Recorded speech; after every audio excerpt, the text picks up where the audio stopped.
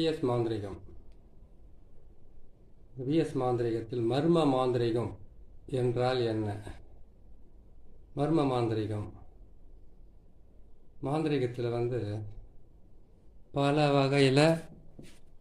வகையாக ஒவ்வொருத்தரையும் அழிக்கிறதுக்காகவும் காப்பாற்றுறதுக்காகவும் அழிவிலிருந்து காப்பாற்றுறதுக்காகவும் பல வழியில் நமக்கு முன்னோர்கள் அஷ்ட கர்மம் என்று சொல்லக்கூடிய 8 வகையான மாந்திரிகத்தை நமக்கு கொடுத்துட்டு போயிருக்காங்க.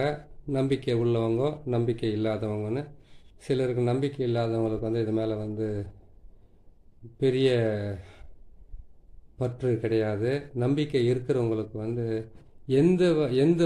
எந்த விதமான ஏதாச்சும் ஒரு வழியில் நம்மளை காப்பாற்றிக்கணும், நம்மளுக்கு ஏற்பட்டிருக்கிற பல பிரச்சனையிலிருந்து விடுபடணுன்றதுக்காக ஒவ்வொருத்தரும் செய்கிற வேலை தான் இந்த மர்ம மாந்திரிகம், செய்து தன்னை காப்பாற்றிக்கிறதுக்கு. மர்ம மாந்திரிகம் என்றால் என்ன? ஒருத்தருக்கு தெரியாமல் அவங்க குடும்பத்தை அழிக்கிறதுக்காக, ஒருத்தருக்கு தெரியாமலே இதை ஏவல் விட்டோ இல்லை இந்த சூனியம் ஏதாச்சும் பண்ணியோ அவங்க குடும்பத்தில் பல வகையான துன்பங்களை கொடுக்கறதுக்காக செய்யப்படுற இந்த மர்ம மாந்திரிகத்தினுடைய ரகசியத்தை நான் சொல்கிறேன். இது எப்படி செய்வாங்கன்னு கேட்டிங்களானாக்கா, 8 வகையான அஷ்ட கரும பொருட்களை சேர்த்து அதிலிருந்து ஒவ்வொருத்தருக்கும் இந்த மாதிரி ஆணுக்கு இப்படி பிரயோகம் பண்ணணும், பெண்ணுக்கு இப்படி பிரயோகம் பண்ணணுன்ற சில விதிமுறைகள் பிரகாரம் இதை செய்து எல்லோருக்குமே கெடுதல் செய்யறதுக்காக செய்வாங்க. அப்படி இருக்கிற இந்த மாந்திரிகத்திலிருந்து, அப்படி செய்யப்பட்ட மாந்திரிகத்தில் என்ன பலன் கிடைக்கும்? நல்லா பாருங்கள். இது செய்கிறது எப்படின்னு கேட்டிங்கனாக்கா, ஒரு பெண்ணுடைய உதிர தீட்டால் செய்தாங்கன்னாக்கா அந்த குடும்பத்தில் பார்த்தீங்கன்னாக்கா ரத்த காயமோ ரணகாயமோ ஆக்சிடென்ட் ஆகிறதும் சூசைட் பண்ணிக்கிறதும் குடும்பத்தில் தரித்திர நிலை நடக்கிறதும், அதே மாதிரி கேட்டிங்கன்னா குடும்பத்தில் ஆடு மாடு கோழி ஏதாச்சும் நாய் இருந்தாக்கா அது ஒவ்வொன்றும் நோய் வாய்ப்பட்டு ஒவ்வொன்றும் இறக்கிறதுக்கு ஆரம்பிக்கிறதும். இது எப்படி நடக்குதுன்னு கேட்டிங்கன்னாக்கா, முதல்ல தான் உணவு அளித்து உயிர் காக்கிற வாயில்லா ஜீவன்கிட்ட இருந்து தான் அது உங்களுக்கு காட்டி கொடுத்துக்கிட்டு வரும் ஒவ்வொன்றும். எப்படின்னு கேட்டிங்கன்னாக்கா, திடீர்னு நாய் ஒன்று இருந்து உயிர் விடுதுன்னு கேட்டிங்கனாக்கா, அதுக்கு நீங்கள் பசியார அது உயிர் வாழறதுக்காக நீங்கள் உணவு அளிக்கிறீங்க. அந்த உணவை சாப்பிட்டுட்டு அது என்ன பண்ணுதுன்னு கேட்டிங்கன்னாக்கா, எனக்கு உணவை கொடுத்து உயிர் காக்கிற இவங்களுக்கு எந்த விதமான ஆபத்து வரக்கூடாதுன்றதுக்காக அது மூலிமா உங்களுக்கு காட்டுவார். சரிங்களா? அதே மாதிரி இன்னொரு விஷயம் என்னன்னு கேட்டிங்கன்னாக்கா, நம்ம வளர்க்குற ஆடு மாடு கோழி சொல்கிறீங்களா, இதுங்களுக்கு நோய் வாய்ப்பட்டானோடனே இது முழுக்க கேட்டிங்கன்னா மாந்திரீக பிரயோகத்தால் ஏற்படக்கூடிய பாதிப்புன்னு ஒரு சிலர் முன்னோர்கள் அறிஞ்சு ஒருத்தர்கிட்ட இப்படி தான் இருக்குமா போய் காப்பாற்றிக்க முதல்ல அப்படின்னு சொல்லுவாங்க. அப்படி இல்லைன்னு கேட்டிங்கன்னாக்கா, நீங்களே என்ன நடக்குதுன்னே தெரியாமல் இருக்குதுன்றதுக்காக நீங்களே தேடி செய்ய ஆரம்பிப்பீங்க. இதுதான் இதுக்குள்ளே இருக்கக்கூடிய ரகசியமான விஷயம். இது எப்படி செய்கிறாங்கன்னு கேட்டிங்கன்னாக்கா, முதல்ல ஒருத்தருடைய ஃபோட்டோவை எடுத்துகிட்டு போவாங்க. அப்படி இல்லை அவங்களுடைய பேர், அவங்களுடைய அம்மா பேர், அப்படி இல்லைன்னு கேட்டிங்கன்னாக்கா அவங்க நல்லா வாழறது பிடிக்காமலையோ இல்லைன்னு கேட்டிங்கன்னாக்கா வீட்டுக்கு வர்றவங்க அந்த குடும்பத்தில் இருக்கிறவங்கள ஒழிக்கணும்னு நினச்சிக்கிட்டோ ஒவ்வொன்றா செய்துக்கிட்டு வருவாங்க. அப்படி செய்யும்போது கேட்டிங்கன்னாக்கா, எதிரியை வெளியில் இருந்தாவோ எதிர்க்க இருந்தாவோட கண்டுபிடிச்சிடலாம். ஆனால் துரோகிங்களை பொறுத்த வரைக்கும் நமக்கு பின்னாடியும் முன்னாடியும் இருப்பாங்க, கண்டுபிடிக்க முடியாது. அப்படி அவங்க துரோகத்தினால செய்யக்கூடிய இந்த மாந்திரிகம் அதனால் குடும்பத்தில் ஏற்படக்கூடிய பல வகையான மன கஷ்டமான விஷயம், இழப்புக்கள், அதுக்கப்புறம் கேட்டிங்கன்னாக்கா தீராத நோய் ஆக்குறது, பக்கவாதம் வர மாதிரி செய்கிறது, அதுக்கப்புறம் கேட்டிங்கன்னாக்கா ஏதாச்சும் பைத்தியம் ஆகிற மாதிரி பேதனை பண்ணுறது, இது எல்லாம் அவங்க செய்ய ஆரம்பிக்கிறாங்க இல்லையா? அதிலிருந்து முழுமையாக விடுபடுறதுக்கு உண்டான வழியை தான் நான் உங்களுக்கு இப்போ தெளிவாக சொல்லி கொடுக்குறேன். இதை நீங்களே கூட செய்து தன்னை காப்பாற்றிக்கலாம். நீங்களே செய்து காப்பாற்றிக்கிறதுக்கு வழி இருக்குது. மாந்திரிகர்கிட்ட போயிட்டு இந்த மாதிரி செய்துக்கிட்டிங்கன்னா உங்களுக்கு நல்லது நடக்கும். நீங்களே செய்து முடிச்சுக்கலாம். சரிங்க, நான் உங்களுக்கு சொல்கிறேன், பார்த்துக்குங்க.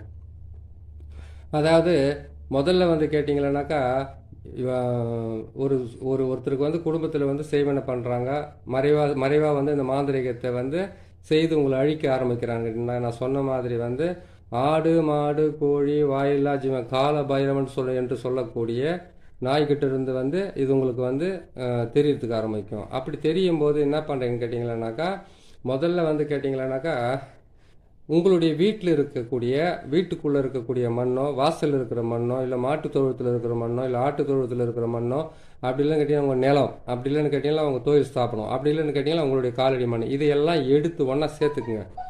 ஒன்றா சேர்த்து அதுக்கப்புறம் அதில் என்ன பண்ணுன்னு கேட்டிங்களானாக்கா ஒரு உருவ பொம்மையை செய்யுங்க. உருவ பொம்மைன்னு கேட்டிங்கனாக்கா அதான் நம்ம ஒரு பொம்மை செய்கிறோம் இல்லையா, அந்த மாதிரி பொம்மையை செய்துக்குங்க. அந்த மாதிரி நீங்கள் ஒரு பொம்மையை செய்து அந்த பொம்மைக்கு வந்து என்ன பண்ணுன்னு கேட்டிங்களானாக்கா மஞ்சள் குங்குமத்தால் வந்து அந்த பொம்மைக்கு வந்து நீங்கள் மஞ்சள் மேலே தூவிட்டு குங்குமத்தையும் மேலே தூவிடுங்க. தூவிட்டு என்ன பண்ணுறீங்கன்னு கேட்டிங்களானாக்கா உங்களுடைய பேர் இருக்குது இல்லையா, உங்களுடைய பேர், உங்களுடைய அதான் இத்தனை பேர் வீட்டுக்குள்ளே வந்து பாதிப்பு ஏற்பட்டுருக்குன்றது தெரியுது இல்லையா உங்களுக்கு. அந்த பேர் எல்லாம் வந்து குடும்பத்தில் இருக்கிறவங்க பேர் அதை வந்து ஒரு சீட்டில் எழுதிக்குங்க. சீட்டில் எழுதி என்ன பண்ணுறீங்கன்னு கேட்டிங்களானாக்கா இந்த பொம்மையை செய்தீங்க இல்லையா, அந்த பொம்மையை செய்த இடத்துல வந்து அந்த பொம்மையினுடைய கழுத்தில் கட்டலாம், இல்லைன்னு கேட்டாக்கா அது மார்பு பகுதியில் புதைச்சி வைக்கலாம். அதான் நீங்கள் வந்து இந்த மண்ணையெல்லாம் எடுத்து இந்த மண்ணோடு சேர்த்து கொஞ்சோண்டு அரிசி மாவு சேர்த்துக்குங்க. அப்படி இல்லைன்னு கேட்டிங்கனாக்கா பிள்ளையார் கோயில், அப்படின்னு கேட்டால் சிவன் கோயில், அப்படின்னா துர்கை மாறின்றாங்க இல்லையா, அந்த கோயில் வாசல் இருக்கிற மண்ணை கொஞ்சம் எடுத்துங்க. ஏன்னு கேட்டிங்கன்னா இந்த மண்ணை எடுத்தீங்கன்னாக்கா அவங்க வந்து மயான சாம்பலாலேயோ ஊமத்தம் விதையாலேயோ, அப்படி இல்லைன்னு கேட்டிங்கன்னா எட்டி மரத்தினுடைய பாவையாலேயோ செய்து அவங்களுக்கு கொண்டு வந்து வீட்டால் தூவி விடுவாங்க இல்லையா, வீட்டுக்குள்ளேயும் வச்சுடுவாங்க, வீட்லேயும் தூவி விட்டுருவாங்க. இப்படிலாம் வந்து பல வகையில் செய்கிறாங்க.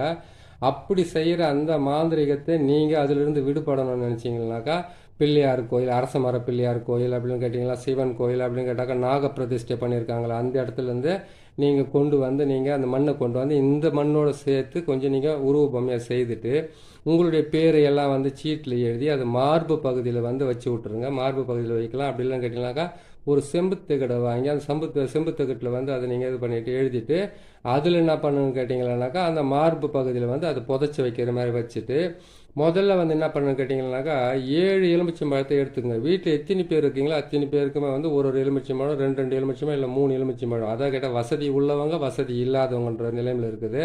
எலுமிச்சம்பழத்தில் போய் என்ன வசதி இல்லான்னு கேட்டிங்கனாக்கா இந்த காலத்தில் வந்து இந்த கொரோனா காலத்தில் அவங்களுக்கு திங்கிறதுக்கு சாப்பாடு இல்லாமல் இருக்காங்க. ஒரு எலுமிச்சம்பழம் போய் கேட்டிங்கனாக்கா கடையில் 5 ரூபா 6 ரூபான்னுவாங்க. அதனால் நீங்கள் இதை வாங்கி என்ன பண்ணுறீங்கன்னு கேட்டிங்கன்னாக்கா அந்த எலுமிச்சம்பழத்தில் வந்து உங்களுடைய பேரை, உங்களுடைய அம்மா பேரை மட்டும் எழுதிக்கிங்க. ஒரு மார்க்கரோ ஒரு ஸ்கெட்சோ வாங்கி எழுதிட்டு என்ன பண்ணுறீங்கன்னு கேட்டிங்கனாக்கா உங்கள் தலையை சுற்றி அந்த எலுமிச்சம்பழத்தை வந்து அந்த பொம்மைக்கு வந்து பலி கொடுத்துருங்க. அது புழிஞ்சு விட்ருங்க. அது மாதிரி செய்துட்டு அதை அறுத்துட்டு நசிக்கோ அறுத்தோ புழிஞ்சு விட்ருங்க. புழிஞ்சிட்டு எலுமிச்சம்பழத்தை அதில் போட்டுருங்க.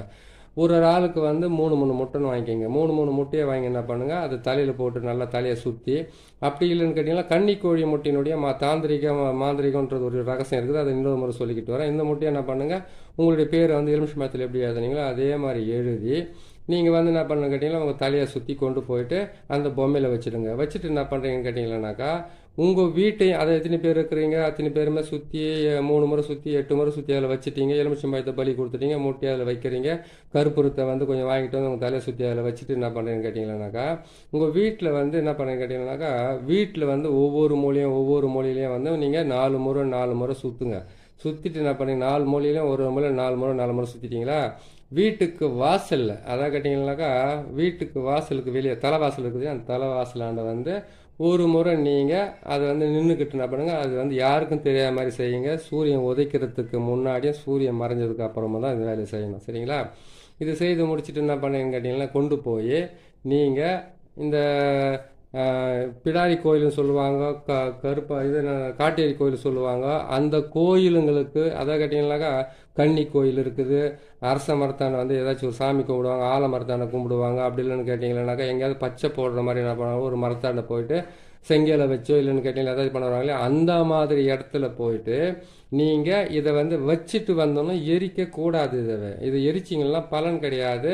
அப்படியே வச்சுட்டு வந்துடுங்க. எதுக்காக வச்சுட்டு வந்தோம்னா அப்படின்னு சொல்கிறோன்னு கேட்டிங்களானாக்கா நீங்கள் வச்சுட்டு வந்துட்டீங்கன்னாவே போதுமானது.